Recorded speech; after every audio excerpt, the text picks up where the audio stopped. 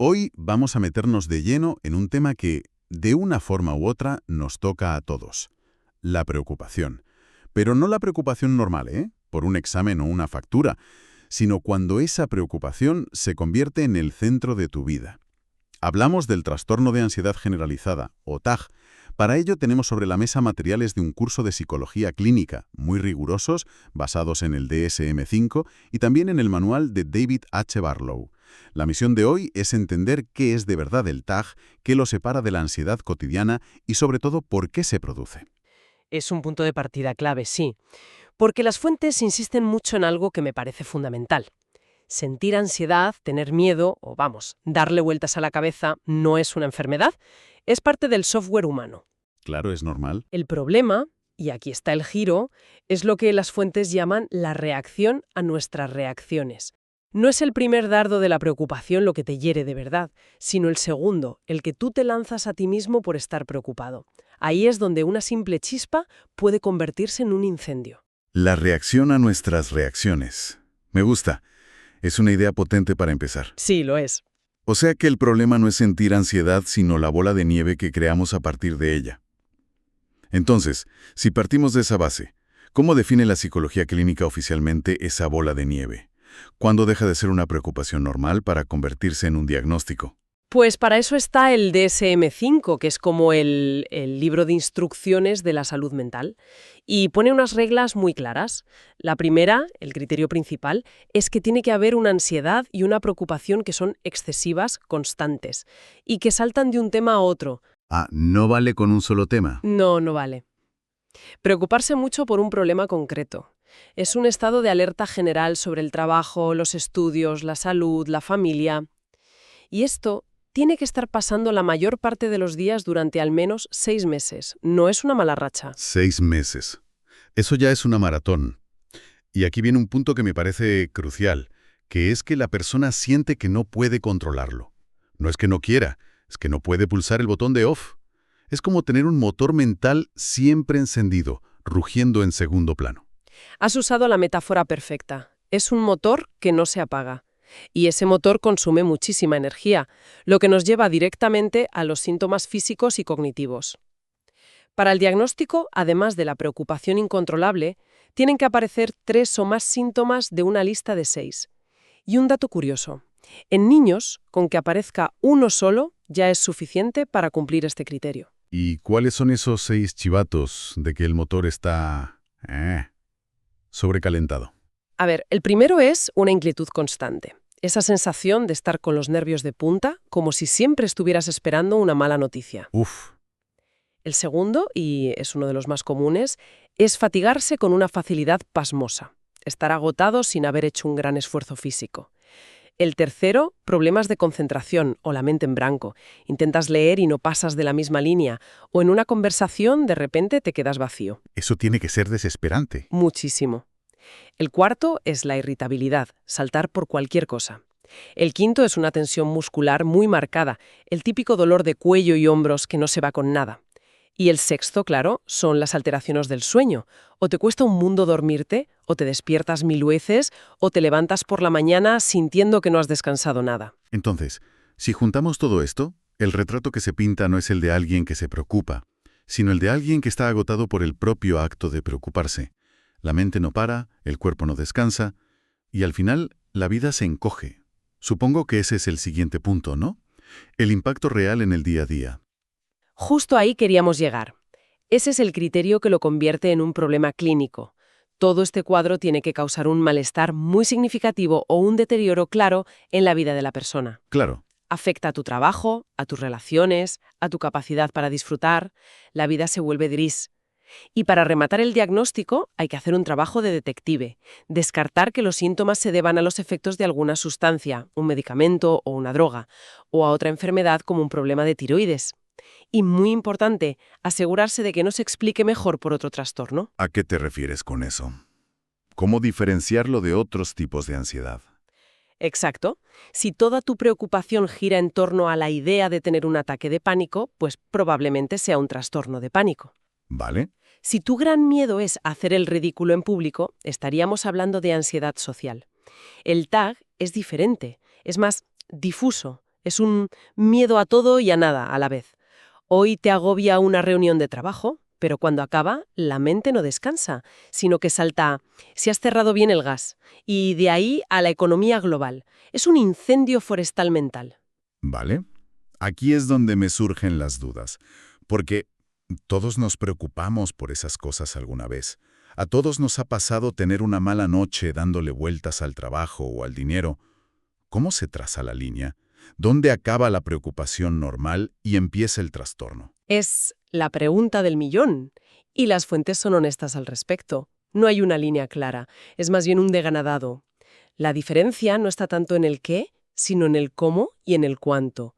Los profesionales se fijan en la frecuencia de las preocupaciones, en la intensidad de la angustia que provocan, en el malestar que generan y, un punto clave, en si la preocupación es proporcionada a la situación real. No es lo mismo estar angustiado ante un posible despido que por si va a llover el fin de semana y se te fastidia el plan. Entiendo. O sea que el problema no es el contenido de la preocupación, sino la relación que tienes con ella. ¿Se convierte en una especie de adicción a preocuparse? Has dado en el clavo. La preocupación se convierte en el problema principal. Empiezas a preocuparte por el hecho de estarte preocupando y eso crea un bucle del que es muy difícil salir. Y eso nos lleva directamente a la siguiente gran pregunta. ¿Por qué? ¿Qué hay en la mente de una persona con TAG que alimenta ese bucle? Los modelos teóricos que explican esto son fascinantes. Venga, vamos a por ellos. Las fuentes destacan un par. Empecemos por el que llaman modelo de intolerancia a la incertidumbre. El nombre ya da una pista. Es que el nombre lo dice todo. Este modelo de Dugas y Robichaux sugiere que en el corazón del TAG hay una idea muy simple. Estas personas no soportan la incertidumbre. Las situaciones ambiguas, donde no se sabe qué va a pasar, les resultan insoportables, una fuente de estrés brutal. Y desde esa óptica, la preocupación es un intento desesperado y fallido de eliminar la incertidumbre, de tenerlo todo bajo control. Un intento de predecir el futuro para que no te pille por sorpresa. ¿Y cómo se supone que funciona eso? El modelo lo divide en 4 piezas que encajan como un puzzle macabro. La primera, como decíamos, es la intolerancia a la incertidumbre, que es el motor de todo. Esto lleva a la persona a usar la preocupación como una estrategia para repasar mentalmente todos los escenarios posibles, todos los y sí, con la falsa sensación de que así se prepara para lo peor y gana algo de control. Vale, esa parte la entiendo. Pero la segunda pieza me cuesta más. Creencias positivas sobre la preocupación. ¿De verdad alguien piensa que estar angustiado es útil? Suena completamente ilógico. A primera vista sí, pero si rascas, tiene su lógica interna. La persona no piensa qué bien estoy sufriendo, sino que ha aprendido a creer cosas como si me preocupo, encontraré soluciones. Preocuparme me mantiene alerta y evita que cometa errores. O, la más irracional de todas, una creencia casi supersticiosa. Si me preocupo mucho por algo malo, es menos probable que ocurra. Es como un ritual mental para ahuyentar la mala suerte. Si sufro ahora, la vida no me hará sufrir después. Ya lo veo. ¿Y la tercera pieza? La tercera es una orientación negativa hacia los problemas. No ven los problemas como desafíos a resolver, sino como amenazas gigantescas. Hay una profunda desconfianza en la propia capacidad para solucionarlos, lo que lleva a la frustración y al pesimismo. Y esto, claro, alimenta la necesidad de preocuparse aún más, porque se sienten indefensos. ¿Intolerancia a la duda? ¿La creencia de que preocuparse sirve de algo y la sensación de que eres incapaz de resolver nada? El cóctel es explosivo. Pero, ¿qué hace la persona con todo eso? ¿Simplemente se queda atrapada en ese bucle o hay algo más que lo mantiene en marcha? Ahí está la cuarta y última pieza del puzzle, la evitación cognitiva. Es la más sutil y la más potente. La preocupación es en esencia un proceso de pensamiento, de lenguaje, de hablar contigo mismo. Lo que postula el modelo es que al enredarse en esa cadena de pensamientos abstractos, la persona evita algo mucho peor. Espera, eso es paradójico. ¿Me estás diciendo que la preocupación, que se siente fatal, es en realidad una forma de evitar sentirse peor? Es como si, para no pensar en un león que te persigue, te concentraras obsesivamente en hacer la lista de la compra. La lista es estresante, pero el león es terrorífico. Esa es la analogía perfecta. El león son las imágenes mentales catastróficas y la respuesta fisiológica de pánico que provocarían.